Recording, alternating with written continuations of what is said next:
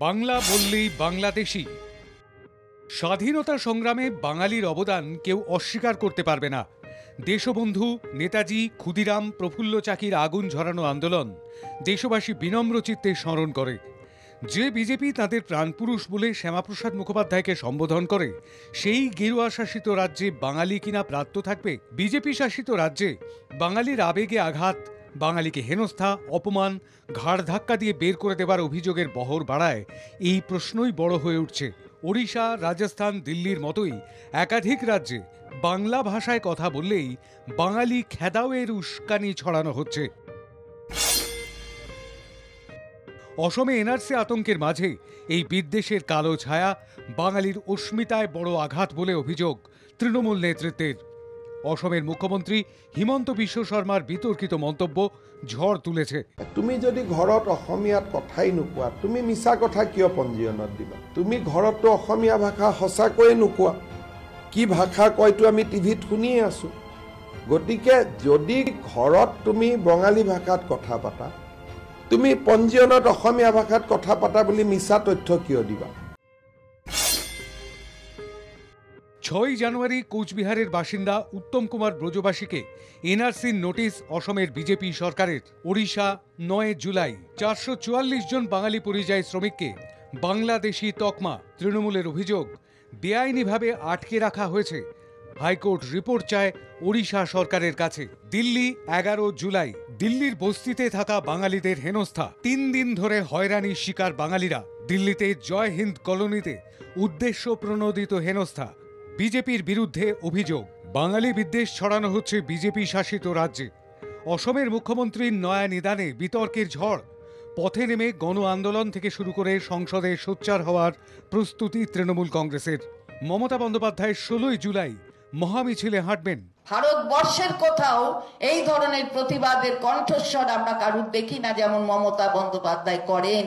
আর করেন বলে এই বাংলা ভাষীদের যেভাবে অপমান করছেন, বাংলা ভাষাকে যেভাবে অপমান করছেন, বাংলার মনীষীদের যেভাবে অপমান করছেন, এইভাবে পরোক্ষভাবে তার বিরুদ্ধে প্রতিবাদে সামিল হবেন এবং হয়েছেন তো বটেই। আগামী 16 জুলাই বেলা 1টায় কলেজ স্কোয়ার থেকে ডোরিনা ক্রসিং একটি মিছিল, প্রতিবাদ মিছিল হবে। বাংলা ও বাঙালিকে হেনস্থার প্রতিবাদের ডাক তৃণমূলের। বিজেপির জাতি হিংসার বিরুদ্ধে জনমত গড়ার আহ্বান। বৈধ নথি থাকলেও রাজস্থান, অসম, দিল্লিতে হেনস্থা বাঙালিদের বাংলাদেশি তকমা ও হয়রানির কড়া সমালোচনা তৃণমূল নেতৃত্বের। দিল্লিতে যায় তৃণমূলের প্রতিনিধি দল। बहुत ही दुखद बात है, चिंता की बात है, दुर्भाग्यपूर्ण बात है कि हम यहाँ आए हैं जय हिंद कैंप में, जब सभी लोग यहाँ कह रहे हैं कि उनके पास कागज़ हैं, उनके पास प्रमाण पत्र है, उनके पास वोटर आईडी है, उनके पास आधार कार्ड है, तो फिर किस तौर से इनको बांग्लादेशी कहा जा रहा है? ये बीजेपी का षड्यंत्र है कि सांप्रदायिकता फैलाने का षड्यंत्र है। রাজনৈতিক দল আছে, এখানে কোনো রাজনীতির ব্যাপার না, মানবিক কারণে আর প্রত্যেকটা রাজনৈতিক দল এবং সামাজিক সংগঠন যেগুলো আছে তাদের এই গরিব মানুষগুলোর পাশে দাঁড়ান। আজকে আজাদির অমৃতকাল পালন চলছে, অমৃতকাল অমৃতকাল বলে স্লোগান চলছে, ঢক্কানিনাদ চলছে, অথচ এই গরিব মানুষগুলোর কি ভারতবর্ষে বেঁচে থাকার কোনো অধিকার নেই?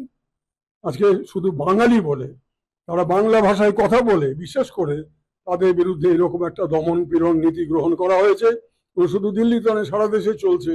দিল্লিতে আমরা দেখলাম সচক্ষে যে তাদের সবারই পরিচয়পত্র আছে, এতৎসত্ত্বেও তাদের কাউকে রোহিঙ্গা বলা হচ্ছে, কাউকে বাংলাদেশি বলা হচ্ছে, আর এরকম নির্মম অত্যাচারে তারা।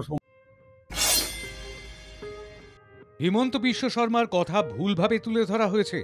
বাংলা জুড়ে প্রতিবাদের মাঝে দাবি শ্রমিক ভট্টাচার্যের। যদিও হিমন্তের প্রকাশ্য মন্তব্য আর অসমে 11 লক্ষ বাঙালিকে এনআরসির যন্ত্রণা দেওয়ার পর বাংলার মানুষের কড়া সমালোচনার মুখে বিজেপি।